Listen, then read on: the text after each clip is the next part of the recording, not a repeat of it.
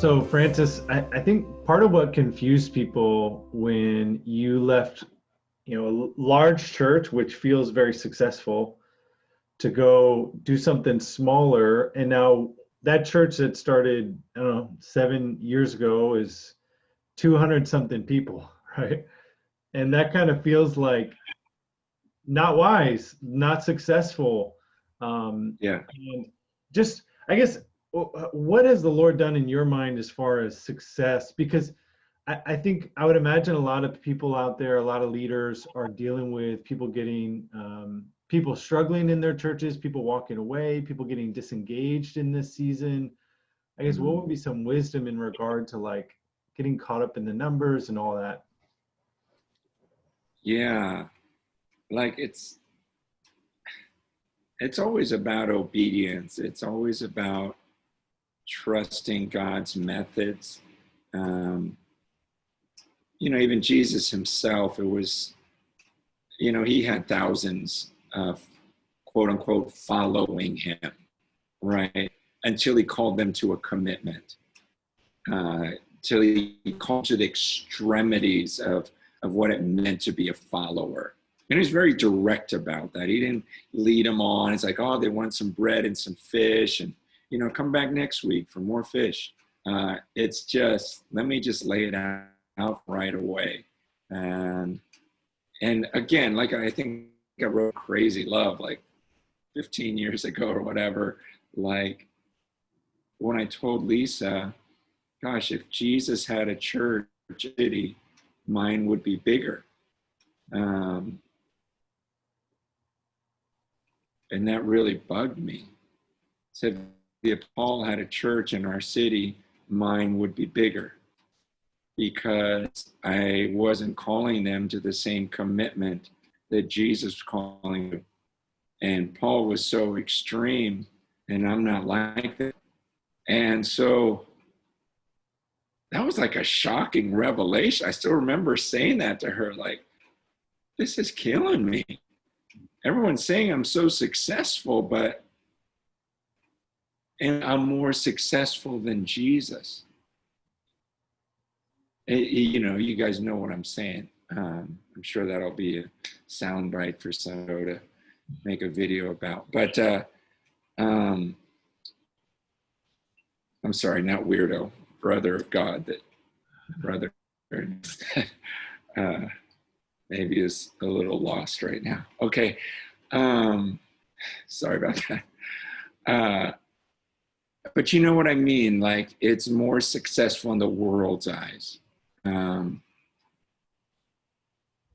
Jesus didn't give us options. He just said, look, this is what I want of followers. This is the way they're going to know that you're my disciples.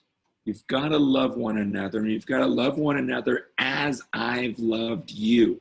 This is the new command I give you. He couldn't be any clearer. When you read John 13 to 17, and here he is at the end of his life, he's just nailing things so clearly so you can't miss it. Saying, I'm about to do for you, and this is what I want you to do for one another. I'm going to wash your feet. I want you to do this for one another. And then he talks about this oneness, like this is the only option. And we like our distance. We like our city. I created a church based upon social distancing. Cornerstone was about, I want to be able to sneak into the back and have this encounter with God and keep a certain, guard up. So I'm almost like in a cage, and I'll let people, I'll even stick my hand out and shake their hands. But I've got enough people in this cage, my posse, my people, and I don't need more friends in here. Don't hug me. Don't, say, oh, welcome, brother. I don't need any of that. It was actually created in that. And I think we all like our privacy. I think we like to keep people at arm's distance. Honestly, I believe social distancing is God. It's like in the the wilderness when the people go, man, how come we don't get meat? And God says, you want some meat? I'm going to have meat coming out your nose. I'm going to throw quail. I'm going to shove it down your throats. It's coming out your ears. It's like, I really believe he's saying, oh, you guys want to keep your distance from one another? You want your private? You want a place where you just come in, even though I commanded you? And I was so clear how united I wanted you to be. Okay, I'll give you social distancing. Why don't you just stay in your own homes and stare at a screen? You love that? This is about obedience. There's no, and there's this promise. There's a promise that comes with that. This is what's going to cause people to believe. And so, yeah, you may see the numbers, but I just feel like it's going to hit. It's going to hit. I think about them waiting in obedience in that upper room, and then bam, this thing happens. And I just believe I'm going to keep praying with a group of people, becoming more and more united, one with them. And those who aren't interested, that's fine. That is fine. But God doesn't give us another option. This is it. And those that aren't into total obedience, total surrender, I don't even know how to be unified with them.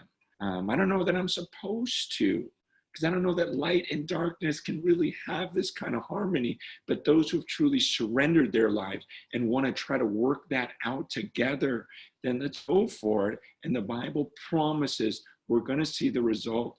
And it's only that type of church that is going to cause the world to believe. And this is so important, Philippians 1:27, in their own destruction and our salvation, and that from God. Because I don't know, man, it just seems like people don't even believe there's a judgment anymore. Whoever talks about judgment, but I believe judgment is coming.